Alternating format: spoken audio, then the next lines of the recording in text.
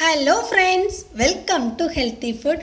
இன்றைக்கி நம்ம ஒரு சூப்பரான பர்ஃபெக்டான கட்லெட் ரெசிபி தான் பார்க்க போகிறோம். ஆமாங்க, இன்றைக்கி வெஜிடபிள் கட்லெட் எப்படி பண்ணுறதுன்னு பார்க்கலாம். இதுக்கு ஒரு பல்லரி வெங்காயத்தை இந்த மாதிரி சின்ன சின்னதாக கட் பண்ணி எடுத்திருக்கேன். இதை நல்லா எண்ணெயில் ஃப்ரை பண்ணிக்கலாம். நான் 1 டேபிள் ஸ்பூன் எண்ணெய் சேர்த்துனேன். இது ஓரளவுக்கு வதங்கினதுக்கு அப்புறமா ஒரு பச்சை மிளகாயை இந்த மாதிரி குட்டி குட்டியாக கட் பண்ணி சேர்த்துக்கோங்க. ஒரு 30 செகண்ட் இதை நல்லா வதக்கிட்டு 1 டீஸ்பூன் இஞ்சி பூண்டு விழுது சேர்த்துக்கலாம். சேர்த்துட்டு அந்த இஞ்சி பூண்டுடைய பச்சை வாசனையெல்லாம் போகிற வரையும் நல்லா ஃப்ரை பண்ணிக்கோங்க. அப்படியே இப்போது அந்த இஞ்சி பூண்டுடைய பச்சை வாசனையெல்லாம் போயிடுச்சு. 1/2 டீஸ்பூன் கரம் மசாலா தூள், 1/2 டீஸ்பூன் மிளகாய்த்தூள் சேர்த்துருக்கேன். சேர்த்துட்டு தேவையான அளவு உப்பு சேர்த்துக்கோங்க. 1/4 டீஸ்பூன்லேருந்து 1/2 டீஸ்பூன் நீங்கள் தேவையான அளவு உப்பு சேர்த்துட்டு 30 செகண்ட் இந்த எண்ணெயிலே வதக்கிடுங்க. இப்போது நம்ம வேக வச்ச காய்களை சேர்த்துக்கலாம். நான் இன்றைக்கி 2 சின்ன சைஸ் கேரட், 8 பீன்ஸை சின்ன சின்னதாக கட் பண்ணி வேக வச்சு எடுத்திருக்கேன். இதை இந்த மசாலாவில் நல்லா வறுத்துக்கலாம். இப்போ அந்த காயில் இருக்கக்கூடிய எண்ணெய் மட்டும் வெளியில் வரணும். ஈரப்பதம் எல்லாம் போயிடணும். அந்த அளவுக்கு இதை நல்லா வதக்கிக்கோங்க. அந்த காயில் ஈரமே இருக்கக்கூடாது. இங்கே பாருங்கள், நம்ம ஊற்றின எண்ணெய் வெளியில் வர ஆரம்பிச்சிருச்சு. அந்த அளவுக்கு இதை நல்லா வதக்கிக்கோங்க. இந்த அளவுக்கு வதங்கினதுக்கு அப்புறமா நான் இன்றைக்கி 2 உருளைக்கிழங்க வேக வச்சு எடுத்திருக்கேன். அதை உள்ளே சேர்த்துக்கலாம்.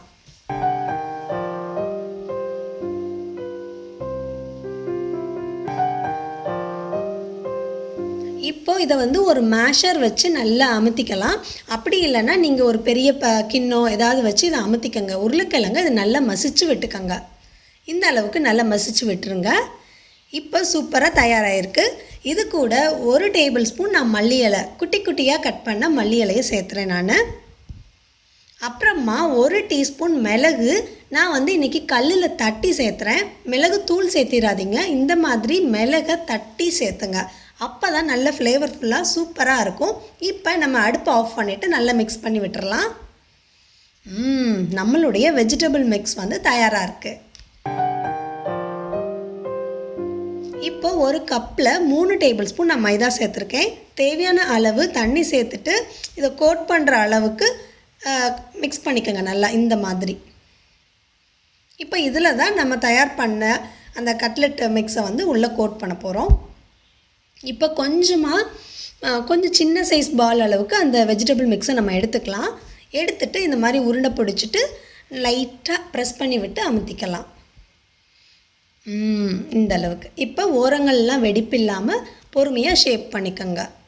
இந்த மிக்ஸ் ஈரப்பதமே இல்லை, ரொம்ப ஈரமாக, அதாவது ரொம்ப தண்ணி நிறைய இருக்கக்கூடாது. ஒருவேளை தண்ணி அதிகமாக போயிடுச்சுன்னா இதில் 1 டேபிள் ஸ்பூன் பிரெட் க்ரம் சேர்த்து நல்லா இந்த மாதிரி திக்காக இருக்க மாதிரி பார்த்துக்கோங்க. இந்த வெஜிடபிள் மிக்ஸ் நல்லா திக்காக இருக்கணும்.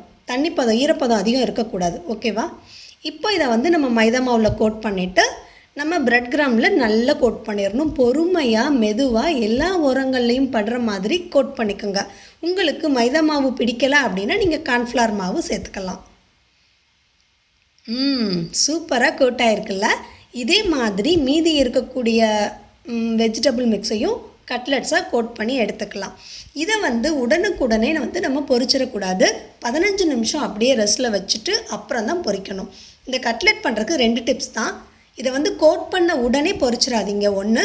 இன்னொன்று, அந்த மிக்ஸ் கொஞ்சம் ஈரப்பதமாக இருந்துச்சுன்னா 1 டீஸ்பூன் இல்லை 1 டேபிள் ஸ்பூன் அளவுக்கு பிரெட் க்ரம் சேர்த்துட்டு நல்லா மிக்ஸ் பண்ணிவிட்டு அப்புறம் கோட் பண்ணுங்கள். இப்போ எண்ணெய் நல்லா சூடானதுக்கு அப்புறமா நம்மளுடைய கட்லெட்ஸை பொரித்து எடுத்துருவோம்.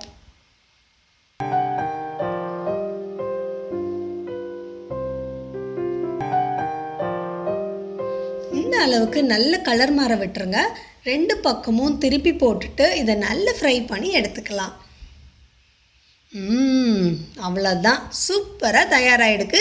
இதை பொறுமையாக எடுத்துக்கலாம். இங்கே பாருங்கள், நல்ல கலர் மாதிரி இருக்குது. பெருசாக உடையலை, எந்த வேஸ்டேஜ் அதிகம் இல்லை. சூப்பராக கட்லெட் தயாராகிடுச்சு. கண்டிப்பாக நீங்களும் இந்த மெத்தடில் கட்லெட் பண்ணி பாருங்கள். செஞ்சு பார்த்துட்டு உங்கள் கமெண்ட்ஸ் எனக்கு ஷேர் பண்ணுங்கள். இதுவரையும் நம்ம சேனல் சப்ஸ்கிரைப் பண்ணாதவங்க கண்டிப்பாக நம்ம சேனலை சப்ஸ்கிரைப் பண்ணுங்கள். தேங்க்ஸ் ஃபார் வாட்சிங்.